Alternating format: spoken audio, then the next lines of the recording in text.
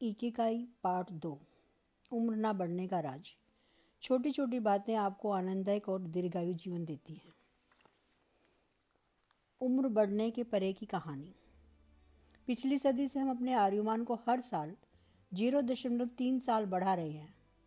अब ऐसा सोचिए, यदि हमारे पास ऐसा तंत्र ज्ञान आ जाए जिसकी मदद से हम अपने आयुमान को हर साल 1 साल से बढ़ा सकें, तो हम उम्र बढ़ने की गति को पीछे छोड़ देंगे और जीव शास्त्र के सिद्धांत के हिसाब से अमर हो जाएंगे। भविष्य के बारे में काफ़ी सकारात्मक रे कुजरेवले और ऑब्राय द ग्रे, इनको लगता है कि आने वाले 10 सालों में हम इस लक्ष्य को पा सकते हैं। हालांकि कुछ शास्त्रज्ञ मानते हैं कि ऐसा हो पाना असंभव है। हमने तंत्र ज्ञान में चाहे कितना भी विकास किया हो, लेकिन हम अपनी आयु को एक सीमा से ज़्यादा नहीं बढ़ा सके। कुछ वैज्ञानिक व विशेषज्ञ ऐसा मानते हैं कि 120 की उम्र के बाद हमारे शरीर में नई पेशियों का बनना बंद हो जाता है। अमृतव और खरगोश।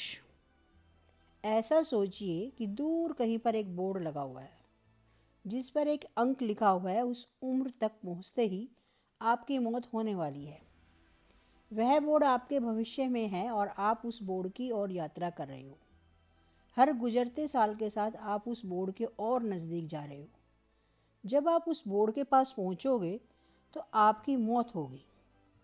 अब इस प्रकार से सोचिए कि एक खरगोश है जिसने उस बोर्ड को हाथ में पकड़ा हुआ है और वह भी भविष्य की दिशा में यात्रा कर रहा है। आप जब 1 साल आगे बढ़ते हैं तो वह खरगोश आधा साल आगे जाता है।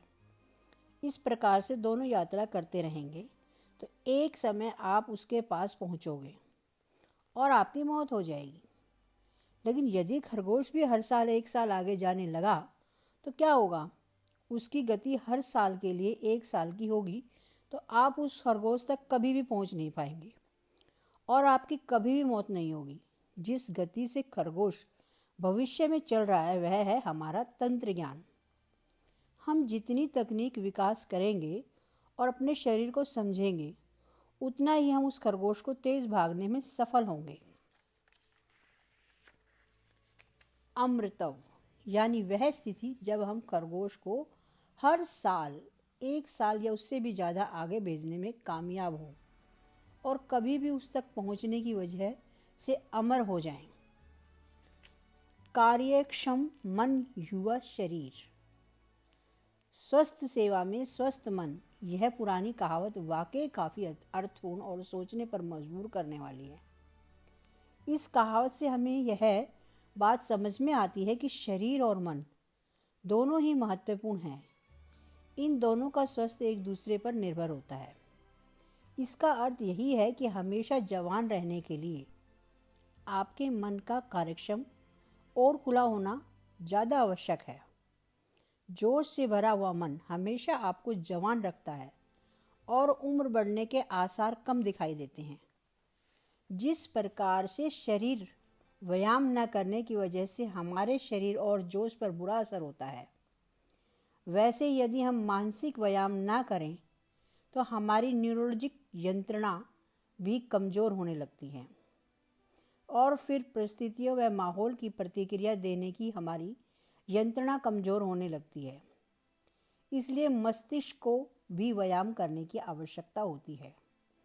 मस्तिष्क और मन को व्यायाम की जरूरत होती ही है, ऐसा बताने वाले न्यूरोलॉजिस्ट श्लोमो ब्रेजनाइट कहते हैं, दिमाग को हमेशा उत्तेजित और कार्यक्षम रखने के लिए उसे व्यायाम मिलना ही चाहिए।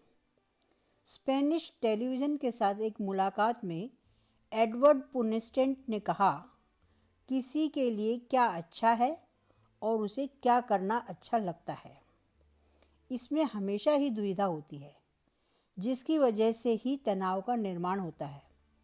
खासकर बुजुर्ग लोगों को हमेशा ही वही करना अच्छा लगता है जो वे आज तक करते आए हैं। असल में गलती उनकी भी नहीं है, दिमाग के काम करने का तरीका ही ऐसा है कि वह नया सोचने की बजाय उसी चीज़ को दोहराना जरूर पसंद करते हैं और वे हमेशा से करता आया है।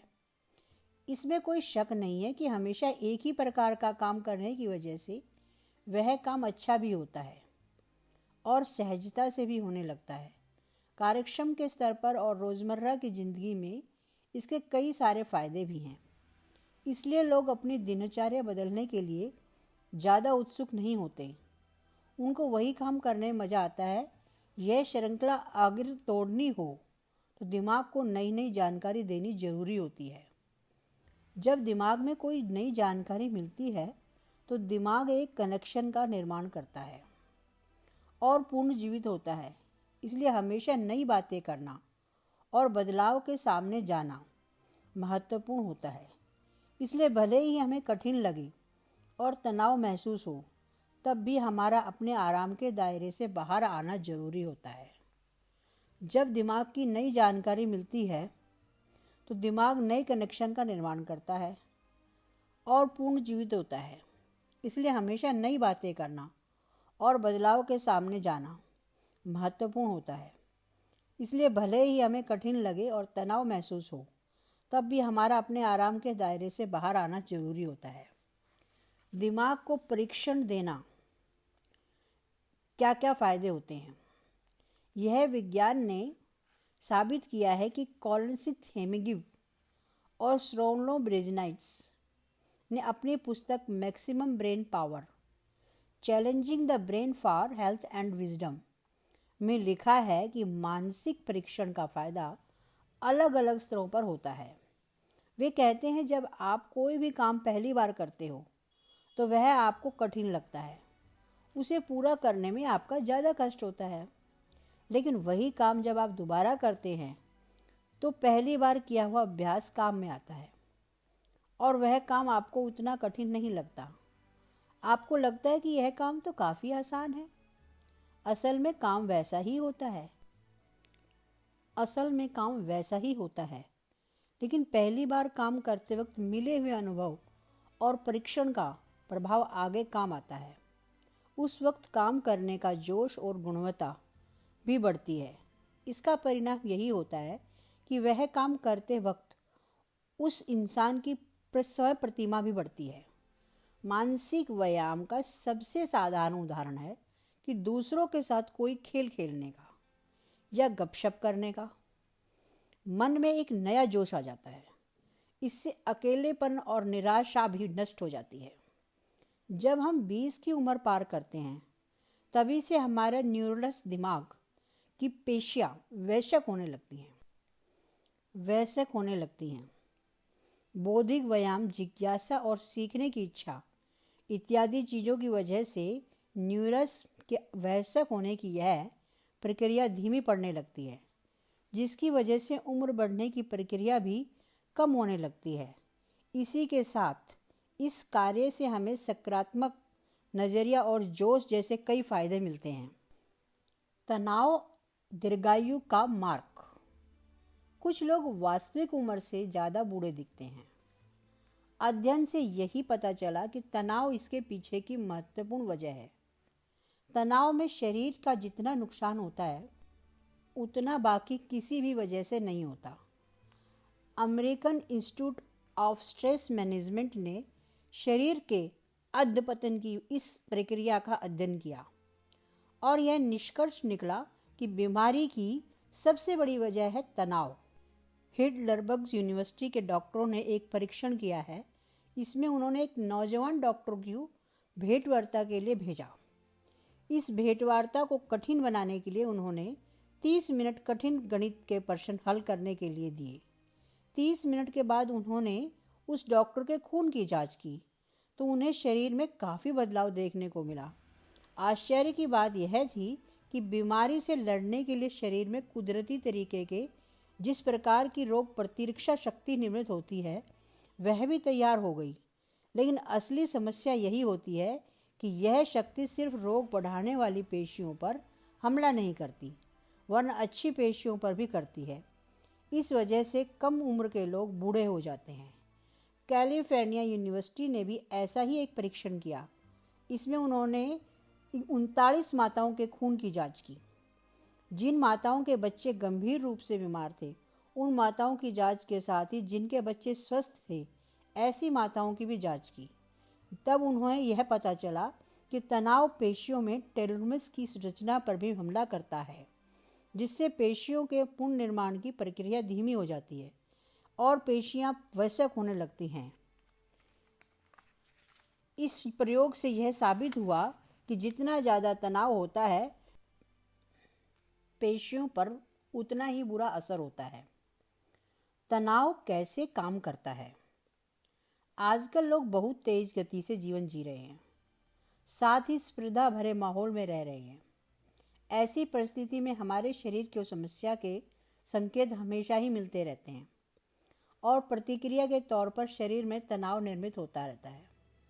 वैसे देखा जाए तो यह प्रतिक्रिया मतलब तैयार हुआ तनाव अच्छी है, क्योंकि इसकी मदद से हम खुद को अपने आसपास के माहौल में ढाल लेते हैं। उत्क्रांति की इस यात्रा में इस प्रकार के प्रतिसाद की वजह से हम कठिन परिस्थितियों से उबर कर आए हैं और समस्याओं से बच सकें। जब हमें खतरे का संकेत मिलता है तो हमारा मस्तिष्क पिट्यूटरी ग्रंथि की सक्रिय करता है, जिससे हमारे शरीर में हार्मोन्स की निर्मित होती हैं जो कीटकर्पिण निर्मित करते हैं। उसे हमारे नर्वस सिस्टम के द्वारा पूरे शरीर में पहुंचाया जाता है। इसके बाद एड्रिनल ग्रंथि को संकेत मिलता है और एड्रेनलिन को कॉर्टिसोल का निर्माण होता है। एड्रेनलिन हमारी सांस लेने की प्रक्रिया की गति बढ़ाता है और पल्स रेट बढ़ाता है।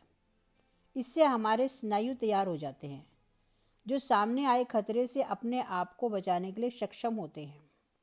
उसी समय कोर्टिसोल हमारे शरीर से ब्लड ग्लूकोज और डोपामाइन की मात्रा को बढ़ाता है, जिसकी वजह से हम चार्ज हो जाते हैं और समस्याओं से लड़ने के लिए तैयार हो जाते हैं।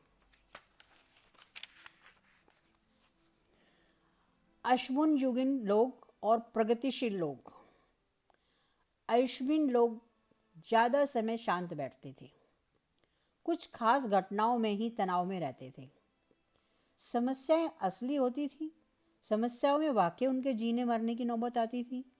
समस्याएं असली होने की वजह से ये समस्याएं वक्त कोर्टिसोल और एड्रेनालिन का बहाव शरीर को स्वस्थ करता था।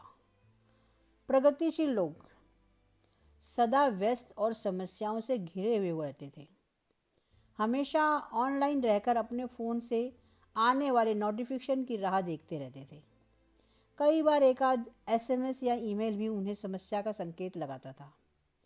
हमेशा और काम मात्रा में होने वाले कोर्टिसोल के बहाव की वजह से शरीर को हानि पहुंचाने वाली बीमारियों को आमंत्रित करने वाले परिणाम दिखाई देते हैं।